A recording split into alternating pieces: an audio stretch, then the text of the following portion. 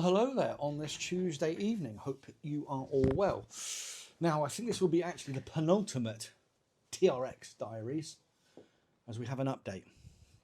But before I get into that update specifically, I'd like to answer some of the sentiments I've received on the Tinterweb, both on YouTube and more specifically, I joined a TRX 850 owners group, UK, when I picked up the bike, because I thought it would be a handy place to learn things, and there is certainly some interesting questions in there and some really great bikes and some knowledgeable people.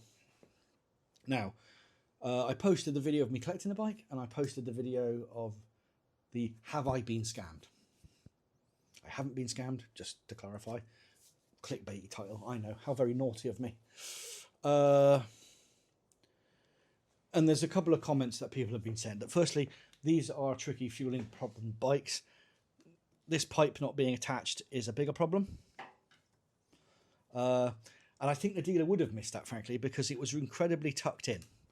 That, like, the way it's tucked in, it looks like, oh yeah, that's fine. And if you were to start it up and let it idle, you wouldn't know there was a problem. So firstly, there's that. And then secondly, the thing about the clocks and them going from kilometres to miles, I have been told subsequently that apparently this was a thing with the very early ones, so the 95s, this happened to them quite a lot. This is a 97, so I can't see how it would have related to that. And they said, the bike's fine, it's in good nick, you should keep it. And in principle, they're probably not wrong.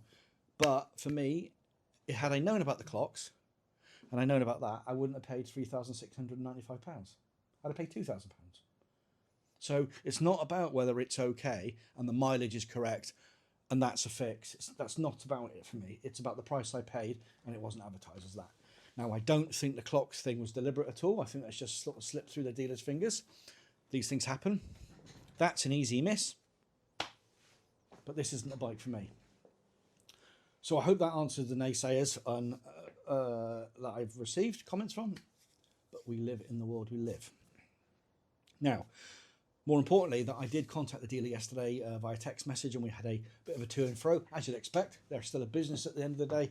And then they phoned me up at the end of the day to talk about what's going to happen next.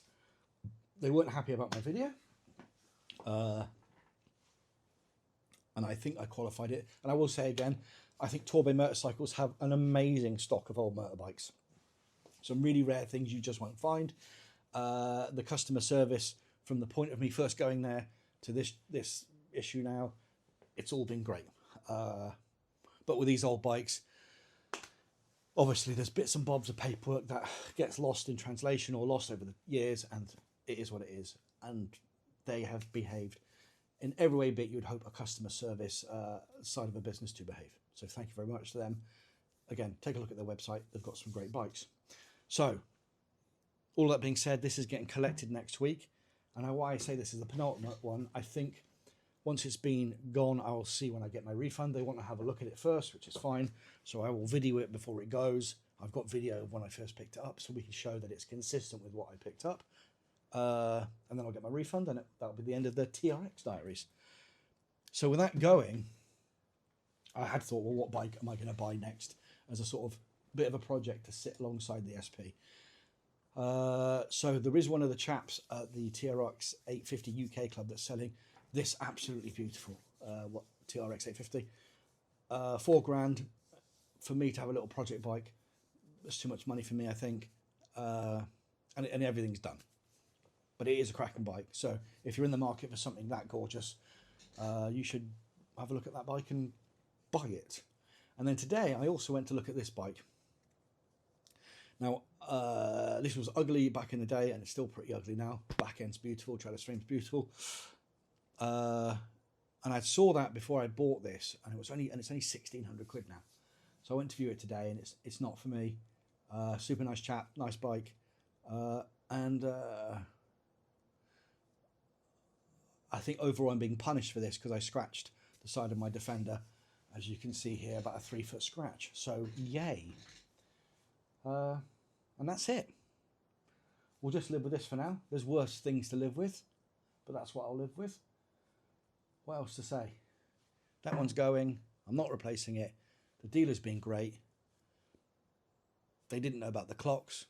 That's fair enough. I wouldn't have bought it for the price I did. And people on the internet are people on the internet, and they'll say what they say. But with that, if you could hit subscribe, that'd be awesome. Cheers.